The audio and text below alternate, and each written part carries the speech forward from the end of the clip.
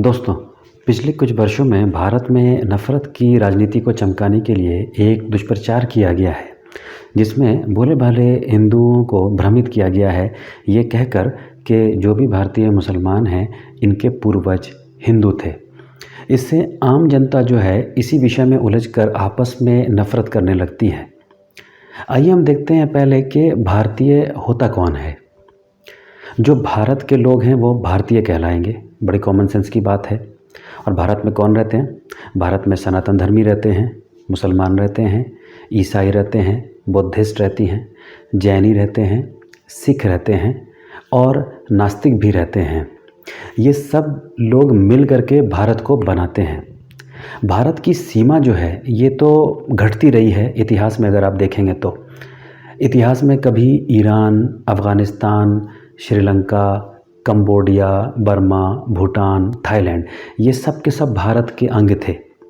लेकिन इन सब का विभाजन खुद भारतीयों ने किया और अभी के समय में जो भारत है वो आप जानते हैं।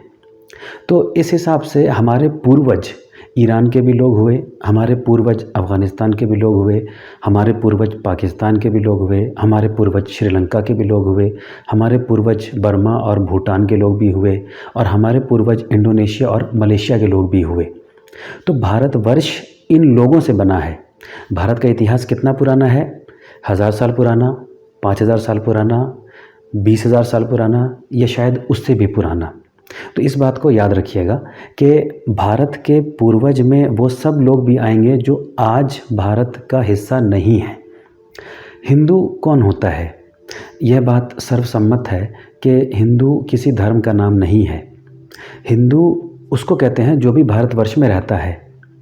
तो वो हिंदू जो किसी एक ईश्वर में आस्था रखते हैं और अपनी इच्छाओं को ईश्वर के समर्पित कर देते हैं, उन्हें सर्वसमर्पणकर्ता कहते हैं या अरबी भाषा में उन्हें मुस्लिम कहते हैं।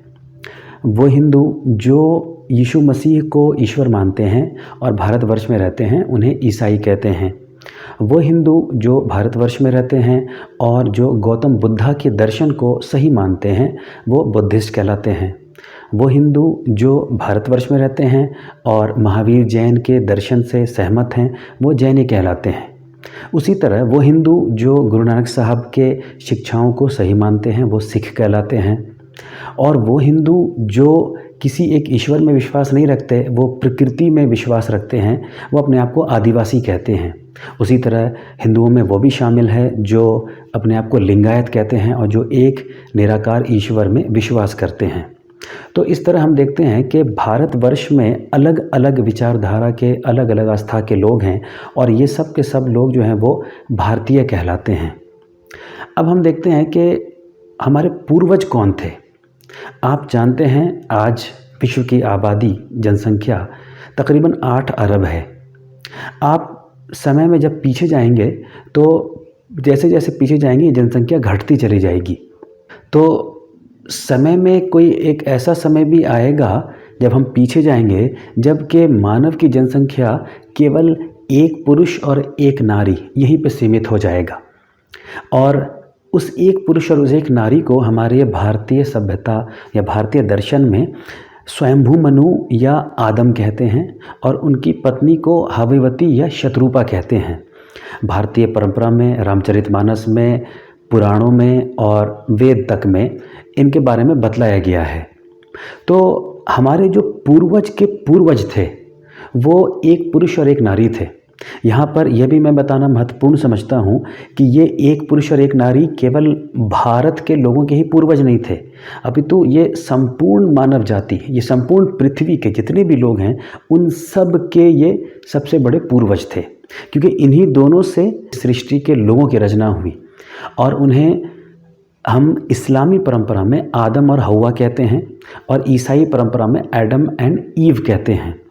तो उस एक पुरुष और एक नारी से ये संपूर्ण मानवता की उत्पत्ति हुई और इसीलिए हम भारत के लोग एक दूसरे को आदमी कहते हैं, जो कि आदम शब्द से बना है।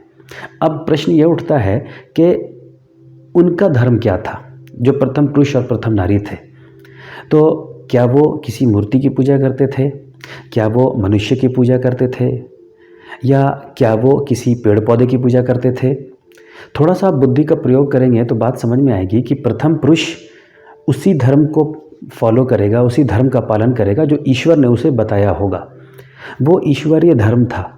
उसी ईश्वरीय धर्म को हम सनातन कहते हैं संस्कृत भाषा में, रिलीजन ऑफ सबमिशन कहते हैं इंग्लिश भाषा में, और इस्लाम कहते हैं अरबी भाषा में। एक ईश्वर था, उसका बताया हुआ मार्ग एक था, जिसे हम सनातन धर्म या इस्लाम कहते हैं।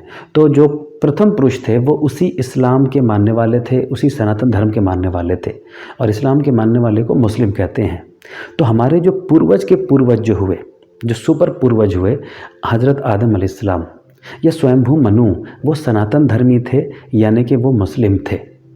तो इससे पता ये चला कि हमारे सबसे बड़े जो पूर्वज थे वो मुस्लिम थे, सनातन धर्मी थे। और जैसे जैसे समय बीतता गया, जनसंख्या बढ़ती गई, तरह तरह के लोग आते गए, और जब जब धर्म में बिगाड़ आता गया तब तब ईश्वर अपने संदेश को अपने दूतों तक भेजता था।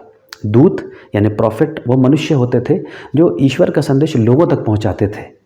तो ईश्वर का मूल धर्म या मूल संदेश कभी भी नहीं बदला। उसी एक मूल धर्म या संदेश को हम सनातन कहते हैं या इस्लाम कहते हैं। तो जब जब धर्म के अंदर हानि होती थी, धर्म का नष्ट होता था, लोग ईश्वर के शिक्षाओं को छोड़ करके अपना धर्म बना लेते थे, तब तब ईश्वर की तरफ से संदेशवाहक आते थे। तो इसी श्रृंखला में बहुत सारे संदेश आए। सर्वप्रथम संदेश जो था वो भारतवर्ष में ही आया, और जो अंतिम संदेश था या अंतिम ग्रंथ था उसे ही हम कुरान कहते हैं। अब हम ये देखते हैं कि भारतीय संस्कृति और भारतीय परंपरा में हुआ क्या।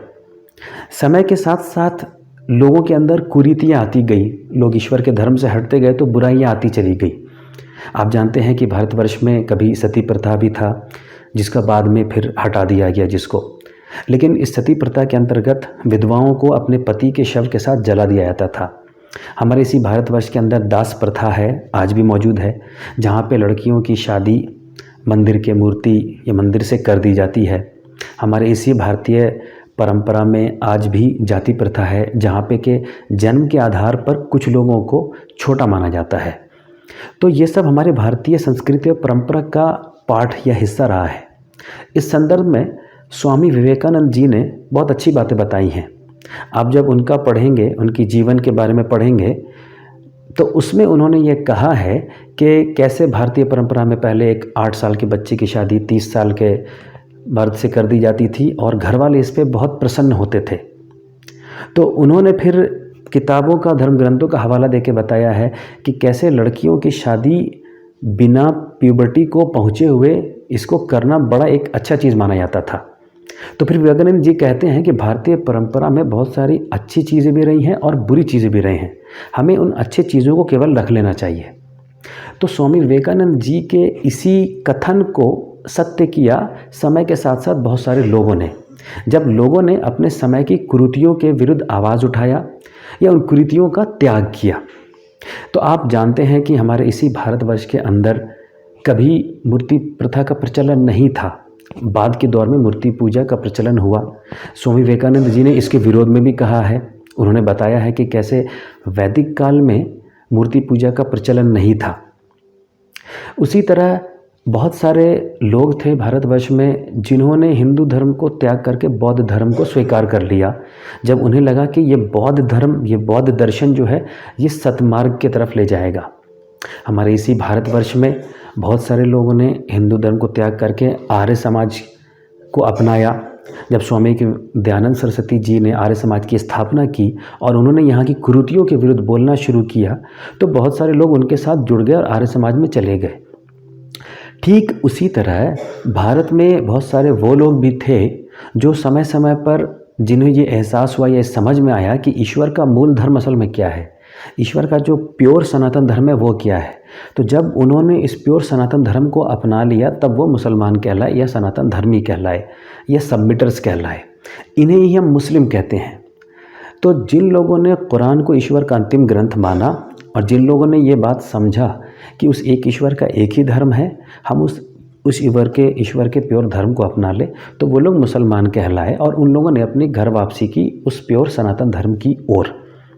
तो असल बात यह है कि अब जितने भी हम लोग हैं, हम भारतवर्ष के लोग इस बात के ऊपर विचार करें कि हमारा मूल धर्म क्या था। हमारे असल पूर्वज कौन थे, हमसे हमारे सबसे पुराने पूर्वज कौन थे। जो हमारे सबसे पुराने पूर्वज थे आदम, उनका धर्म तो सनातन धर्म था या ईश्वरीय धर्म था या इस्लाम था। तो उसी तरह हमारे जो पूर्वज का धर्म था और हमारा जो मूल धर्म था, हम उसी की ओर बढ़े। याद रखिए कि जब ईश्वर एक है तो उसका बताया धर्म भी एक ही होगा। ऐसा नहीं है कि वो एक ईश्वर मनुष्य को अलग अलग धर्मों में बांट दे। हमें अपनी संकुचित मानसिकता से बाहर निकलना होगा। हमें इस सोच से बाहर निकलना होगा कि मेरी ही भाषा सबसे अच्छी भाषा है, मेरी ही संस्कृति सबसे अच्छी संस्कृति है। दुनिया में सैकड़ों भाषाएं हैं, हज़ारों भाषाएं हैं। आप उस ईश्वर को अलग अलग भाषा में अलग अलग नामों से पुकार सकते हैं। भाषा के बदलने से तथ्य नहीं बदल जाता। निष्कर्ष यह है कि भारतीय मुसलमान और भारतीय हिंदू ये दोनों मिल करके अपने समान जड़ को तलाश करने की कोशिश करें, प्रेम और सौहार्द के साथ।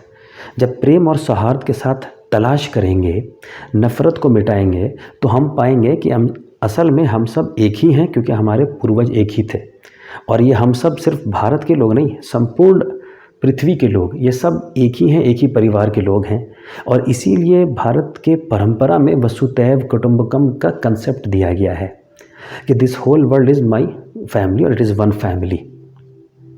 अंतिम में मैं अंतिम ग्रंथ कुरान के दूसरे अध्याय के 134वें मंत्र को पढ़ना चाहूँगा, जिसका अर्थ है, ये एक समुदाय था जो जा चुका, उन्होंने जो कर्म किए वे उनके लिए हैं, तथा जो तुमने किए वो तुम्हारे लिए, और उनके किए का प्रश्न तुमसे नहीं किया जाएगा। इसमें यह बताया जा रहा है कि जो पूर्वज थे हमारे, जो पुराने लोग थे, जो कर्म उन्होंने किया वो उनके लिए है, जो कर्म हम करेंगे वो हमारे लिए है। मरणोपरांत परलोक में हर एक मनुष्य से उसके कर्मों के बारे में प्रश्न किया जाएगा। आपसे आपके कर्मों के बारे में, मुझसे मेरे कर्मों के बारे में। तो हम सभी अपने अपने कर्मों के प्रति अलर्ट रहें, चौकस रहें, और ये ध्यान दें कि हम वो कर्म ना करें जिससे कि हम परलोक में घाटा उठाने वाले लोगों में से शामिल हो जाएं। धन्यवाद।